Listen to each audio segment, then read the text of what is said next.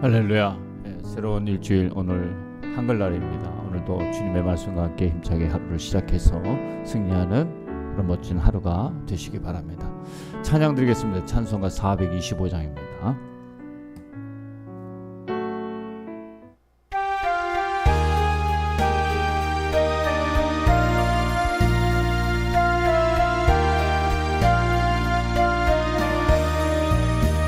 주님의 뜻을 이루소서. 고요한 중에 기다리니 진흙과 같은 날 빚으사 주님의 형상 만드소서. 주님의 뜻을 이루소서. 주님 발 앞에 엎드리니 나의 맘속에 살피시사 눈보다 희게 하옵소서. 주님의 뜻을 이루소서. 병들어 몸이 피곤할 때 권능의 손을 내게 펴사 강건케 하여 주옵소서. 주님의 뜻을 이루소서. 온전히 나를 주장하사 주님과 함께 동행함을 만민이 알게 하옵소서. 아멘. 네, 오늘 하나님의 말씀 열왕기상 14장입니다. 1절부터 20절의 말씀 함께 봉독하겠습니다. 그때에 여로보암의 아들 아비야가 병들어 누웠다.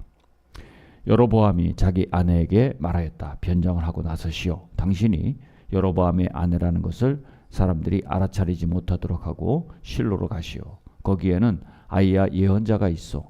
그가 바로 내게 이 백성을 다스리게 될 것이라고 말한 예언자요. 당신은 빵 10개와 과자와 꿀 1병을 들고 그에게로 가시오. 그리하면 그는 이 아이에게 어떤 일이 일어날 것인지를 당신에게 알려줄 것이요.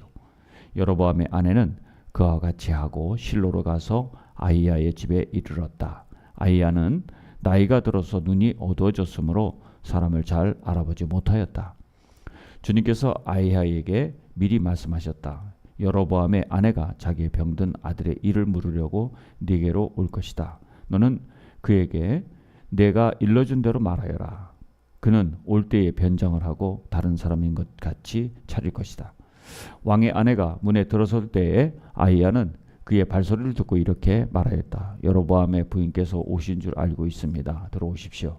그런데 어찌하여 다른 사람인 것처럼 변장을 하셨습니까? 불행하게도 좋지 않은 소식을 전해야 하겠습니다. 집으로 돌아가셔서 여로보암에게 이 말을 전하십시오. 나 주 이스라엘의 하나님이 말한다.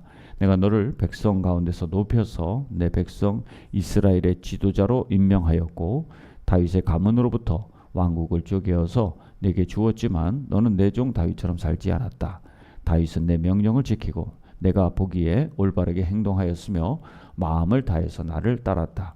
그러나 너는 너보다 앞서 있던 모든 왕들보다 더 악한 일을 하여서 다른 신들을 만들고 우상을 부어 만들어서 나의 분노를 격발시켰다. 결국 너는 나를 배반하고 말았다. 그러므로 내가 여로보암의 가문에 재난을 내리겠다. 여로보암 가문에 속한 남자는 종이거나 자유인이거나 가리지 않고 이스라엘 가운데서 모두 끊어버리겠다. 마치 사람이 쓰레기를 깨끗이 쓸어버리듯이 여로보암 가문에 사람을 하나도 남기지 아니하고 다 쓸어버리겠다.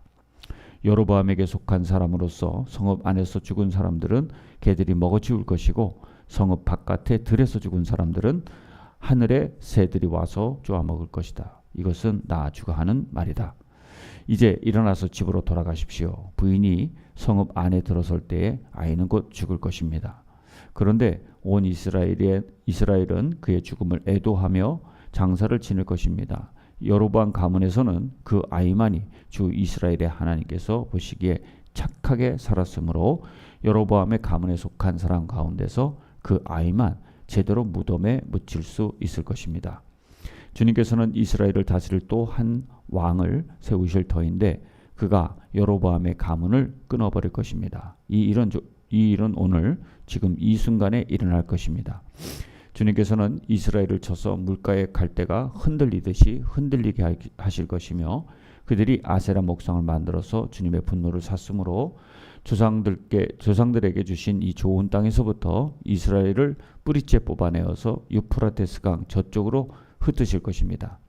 여로보암은 자기도 죄를 지었을 뿐만 아니라 이스라엘에까지 죄를 짓게 하였으므로 주님께서는 여로보암의 죄 때문에 이스라엘을 버리실 것입니다. 여로보암의 아내는 일어나서 그곳을 떠나 디르사로 돌아갔다. 그가 집 안으로 들어설 때에 그 아이가 죽었다. 온 이스라엘은 그를 장사 지내고 그의 죽음을 슬퍼하며 애곡하였다. 모든 것은 주님께서 그의 종 아히야 예언자를 시켜서 하신 말씀대로 되었다. 여로보암의 나머지 행적 곧 그가 전쟁을 어떻게 하고 그 나라를 어떻게 다스렸는가 하는 것은 이스라엘 왕 역대지략에 기록되어 있다. 여로보암은 22해 동안 다스린 뒤에 조상들과 함께 잠들고 그의 아들 나답이 그의 뒤를 이어서 왕이 되었다. 아멘. 네, 오늘은 여로보암의 말로를 통해서 한번 이 말씀 묵상하고 은혜를 받기 원합니다. 사람은 말로가 좋아야 합니다. 말로 좋은 사람 성경에 이렇게 몇 명 나와 있는데 이스라엘의 대부분 왕들은 말로가 좋지를 못했습니다. 이스라엘 첫 번째 왕인 사울 왕도 좀 좋지 못했죠. 아주 좋지 못할 뿐만 아니라 너무 잘못된 그런 선택을 했습니다. 그럼 우리의 말로가 좋아야 합니다. 그 좋아하려면 어떻게 해야 되느냐? 오늘 이 여로보암의 이야기를 통해서 우리의 인생의 말로는 어떻게 설계가 될까 하는 점들을 같이 좀 생각해보고 준비하는 그런 자세가 있었으면 좋겠다는 생각이 듭니다. 자, 첫 번째는 여로보암은 하나님께서 아히야 선지자를 통해서 10개 이스라엘 지파의 왕으로 추대해 주셨어요. 하나님께서 여로보암을 특별히 잘 보신 것이죠. 그런데 그가 왕이 되자 이제 그 왕의 권력을 지키기 위해서 잘못된 정책을 핍니다. 그래서 하나님께서 원치 않는 우상을 만들어 가지고 그것을 만들어서 거기에다가 우상을 섬기게 했어요. 그리고 남쪽에 르호보암에게 마음이 뺏기지 않게 하기 위해서 예루살렘 성으로 가지 못하도록 그렇게 정책을 폈습니다. 자기를 위한 종교를 만들어서 하나님보다 자기가 더 위에 있는 그런 죄를 범하니까 하나님께서는 가장 싫어하시는 일을 하는 여로보암을 그냥 놔둘 수가 없었던 것입니다. 그래서 오늘 말씀에 보면은 그 아이가 아파서 그 아이를 살리게 하기 위해서 자기를 왕으로 주대하게 해 주었던 그 선지자 아히야에게 보냅니다. 실로로. 자, 그럼 자기가 직접 가도 되는데 안 가요. 왜 안 갈까요? 하나님의 사람 만나기가 두려운 거예요. 그리고 자기가 가면 발칵돼서 분명히 하나님께서 나쁜 이야기를 할 것 같아. 자기 아내를 보내는데 그 아내도 자기 아내, 이 여로보암 왕의 아내를 순교하게 하기 위해서 변장도 시키잖아요. 자, 이게 잘못된 겁니다. 여러분, 이렇게 죄를 지었을 때 우리가 가장 좋은 선택은 뭐냐면 죄를 깨닫고 회개해야 돼요. 하나님께 회개하면 하나님은 너그러운 마음으로 용서해 주셔요. 진정한 회개는. 누가 그랬죠? 다윗이 그랬잖아요. 간음의 죄를 죄하고 살인을 교사하잖아요. 또 어떻게 보면 우리아를 전쟁터에 내보내서 죽게 하는 이런 고의적인 살인도 어떻게 보면 서슴지 않는 다윗의 모습이었어요. 그런데 나단 선지자가 얘기할 때 깨달았어요. 아, 이게 내가 진짜 너무 잘못 왔다. 철저하게 회개하잖아요. 그리고 그 회개가 나중에 말로까지 잘 지켜요. 그러니까 하나님 보시기에 다윗은 인간이 잘못된 선택을 해도 회개하면 하나님 용서해 주신다는 사실을 다윗을 통해서 보여주시잖아요. 근데 여기 여로보암은 어떻습니까? 아직도 깨닫지 못해요. 왜 애가 아픈가에 대해서 생각지 못해요. 자기 죄 때문에 아픈 거예요. 이 아이는, 여로보암의 아들 아이는 진짜 죄가 있어서 아픈 게 아니거든요. 자기의 죄 때문에 아이가 아파요. 나중에 그 아이야 선지자가 얘기하잖아. 정말 선한 아이는 이 지금 아픈 아이밖에 없다. 그런데 그걸 깨닫지 못하는 거죠. 그래서 우둔함이 계속 반복됩니다. 왜 그럴까요? 자기가 자기 인생을 자기 마음대로 살려고 하는 죄 때문에 그런 거예요. 이 죄된 속성을 버려야 합니다.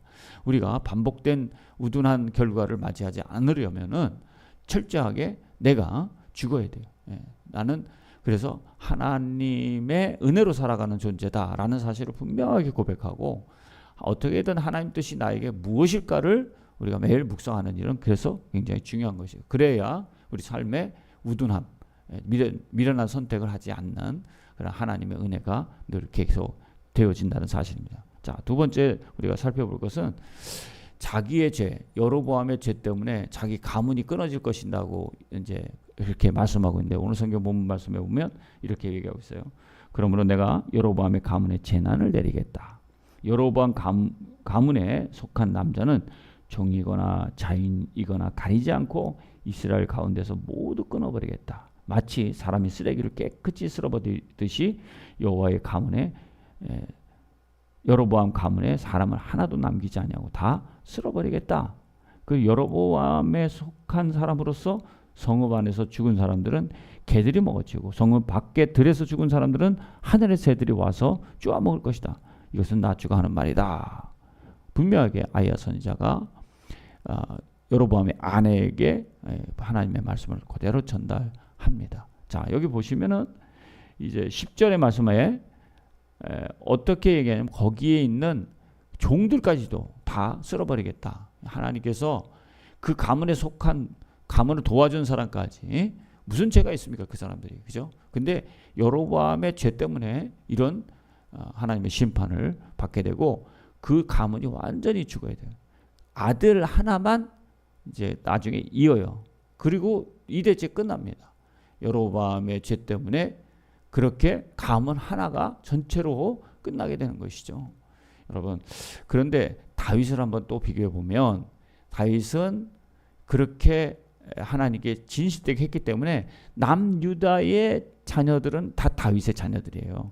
죄도 지어요. 그런데 망하지는 않아요. 끊어버리지까지는 않는단 말이에요. 그러니까 한 사람의 선함이 그 많은 죄에도 불구하고 남유다에 계속되는 가문의 그 왕의 가문을 이어가지만 철저하게 회개하지 않는 여로보암의 가문은 그 다음 때에서 끝나게 된다는 사실이에요.